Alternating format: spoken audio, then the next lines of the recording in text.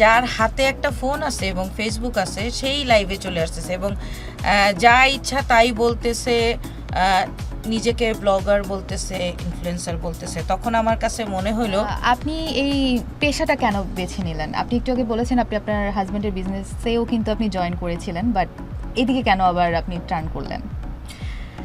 আমি অ্যাকচুয়ালি আমি যখন যেটাতে মাথা ঘামাই, আমার এটা যে কোনো ঘরের কাজেও, যে কোনো অ্যাসাইনমেন্টে, এবং আমি যখন অফিসে থাকতাম তখনও আমাকে যখন কোনো দায়িত্ব দেয়া হয় অথবা আমি কোনো জায়গায় মানে এন্ট্রি নেওয়ার পর যখন দেখি যে এই জায়গাটা গোছানো না অ্যান্ড আমাকে এটা কমপ্লিট করতে হবে কিংবা এটাকে আমাকে গুছাইতে হবে অথবা এটার একটা শেষ দেখতে হবে।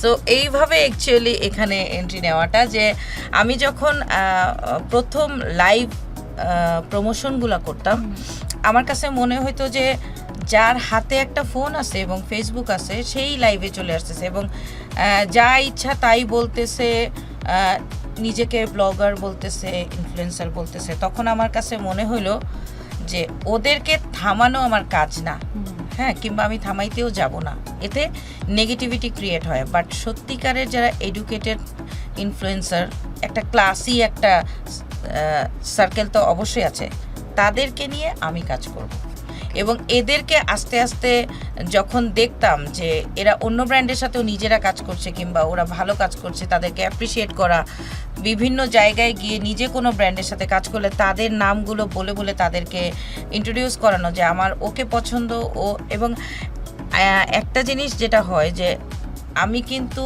ব্র্যান্ড প্রমোটারদের মধ্যে একটু সিনিয়র, বিকজ আমি কিন্তু আমার ক্যারিয়ারটা সমস্ত কিছু গুছিয়ে, ফ্যামিলি, বাচ্চা কাচ্চা সমস্ত কিছু, আমার এডুকেশন সব কিছু কমপ্লিট করে আমি এই স্টেজে এসে আমার মানে কাজগুলো শুরু করেছি। তো ওই ক্ষেত্রে যখন এখন যারা কাজ করে ইন্ডাস্ট্রিতে, এত ভালো ভালো এত জোস জোস ইনফ্লুয়েন্সার আছে, বাট ওরা দেখা যায় কি পাবলিকলি না হলেও পার্সোনালি আমাকে যে কোনো কনফিউশনে ফোন দেয়। সেটা আমাদের যত আশেপাশে আমরা টপ থেকে জুনিয়র ইনফ্লুয়েন্সার দেখি, ওরা মনে করে যে শাহিদা আপু একটা মাদার ফিগার, এবং এটা অনেকে এখনো পাবলিকলিও বলে। আপুর কাছে গেলে এই কনফিউশনটা ক্লিয়ার হয়ে যাবে। কোনো ব্র্যান্ডের সাথে কাজ করবে কিনা, কাজ করার পর কোনো ব্যাড এক্সপিরিয়েন্স হলো, payment issue, A to Z আমাকে বলে। এবং কেন জানি যাদের সাথে আমি কাজ করেছি এবং করি নাই, আল্লাহ আমাকে লাইফের প্রত্যেকটা স্টেজে রেসপেক্ট দিয়েছেন অনেক, মানে রেসপেক্টটা মানুষ করে। And this is the reason আমার কাছে মনে হয়েছে যে মেকআপ ওয়ার্কশপ কিংবা ট্রেনিং, এইটা যখন আমি নিজে আসলে মেকআপটা কোর্স করতে গেলাম, তখন আমি প্রত্যেকটা ট্রেনারের মধ্যে কিছু ল্যাকিংস ফিল করলাম। আমি এখনও আমার স্টুডেন্টদেরকে বলি যে তোদের গুড লাক যে তোদের শাহিদা আপু আছে, বাট আমার সময় কোনো শাহিদা আপু ছিল না। অ্যান্ড আমি স্টুডেন্টের চেয়ারে বসে আমি ফিল করেছি যে আমার ট্রেনার যদি আমাকে এইভাবে বলতো, ইনফরমেশনটা আমার কাছে আরও ক্লিয়ার হতো, আমি আরেকটু বুঝতাম। আবার একটা ট্রেনার হওয়ার পর আমার মনে হচ্ছে স্টুডেন্টরা যা এক্সপেক্ট করে, 10টা স্টুডেন্ট কিন্তু সমান হয় না। তো স্টুডেন্টদেরকে হ্যান্ডেল করার জন্য কিছু জিনিস আছে যেটা অ্যাজ এ ট্রেনারও আমি ফেস করেছি। এবং এই কারণে আমার কাছে মনে হচ্ছে, যেমন আমি ফার্স্ট কোর্সটা যখন যেটা দিল্লিতে করতে যাই, আমার বাংলাদেশ থেকে ওয়ার্কশপ করানোর জন্য অনেক রিকোয়েস্ট আসছিল, কিন্তু আমার হাজব্যান্ডের একটা কথাই ছিল, যতক্ষণ পর্যন্ত তুমি সার্টিফাইড না হচ্ছ, তুমি কাউকে ওয়ার্কশপ করিয়ে সার্টিফাইড করতে পারো না। লং রানে এটা একটা না একটা মন্তব্য হবেই। তখনই হচ্ছে ফার্স্ট কোর্সটা করতে যাও, এবং ওই কোর্সটা করতে গেলাম। আমার ছেলে, আমার 4টা বেবি, 3 মেয়ে 1 ছেলে, তো আমার সবার ছোট ছেলে। আমার ছেলের বয়স তখন 2 ইয়ার্স প্লাস, এবং ও আমাকে ছাড়া থাকতো না। সো কোর্সটা করতে গিয়ে আমাকে আমার ছেলেকে নিয়ে যাইতে হয়েছে, and he was very cranky যে ওর বাসা ছেড়ে ওখানে একটা আছে যে আমরা যেটা ফ্যামিলি ট্যুর করি, আমরা বাচ্চারা সবসময় সাথে থাকতেছে, বাট আমি সকাল 10টা থেকে সন্ধ্যা 6টা 7টা পর্যন্ত আমি ক্লাসে থাকতেছি টানা 4 দিন। ও এটা নিতে পারতেছিল না। তখন আমার মনে হইতেছিল যে ওই ট্রেনারটাকে কখনো বাংলাদেশে নিতে পারতাম, অ্যাটলিস্ট এই কোর্সগুলো খুব ইজি হতো।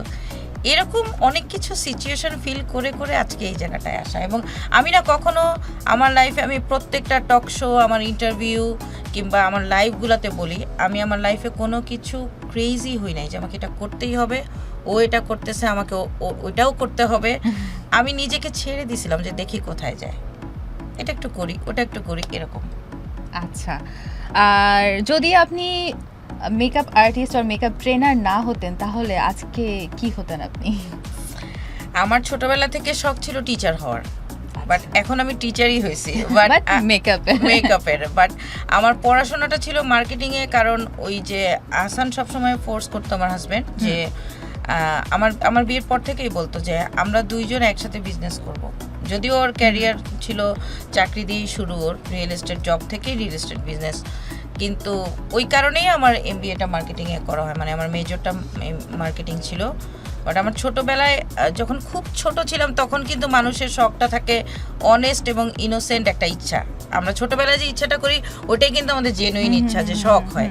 তো আমার স্কুলে একটা মিস ছিল, উনি খুব বিউটিফুল ছিল দেখতে, উনাকে দেখে আমার মনে হতো যে আমি টিচার হব বড় হয়ে।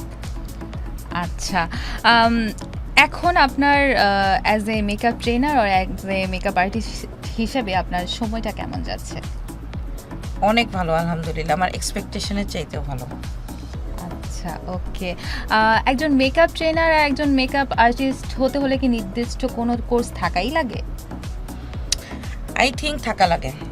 আচ্ছা, সেটা আমরা আমাদের অনেক সেলফ টট টিচার আছে যারা নিজেদের এক্সপেরিয়েন্সটা শেয়ার করে, বাট এখানে আসলে বেসিক কিছু জিনিস আমাদের জানতেই হয়। এবং আমার কাছে মনে হয় তুমি যেটা জানো এডুকেশনটা ওটার মধ্যেই লিমিটেড না।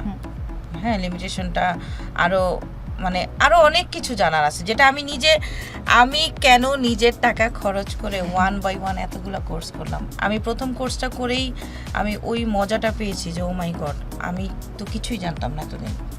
সো হ্যাঁ, কনফিডেন্ট থাকা ভালো যে আমি যা জানি সেটা আমি শিখাচ্ছি, বাট আমার কাছে মনে হয় প্রত্যেকটা আর্টিস্ট এবং প্রত্যেকটা ট্রেনারেরই কোর্স করা উচিত।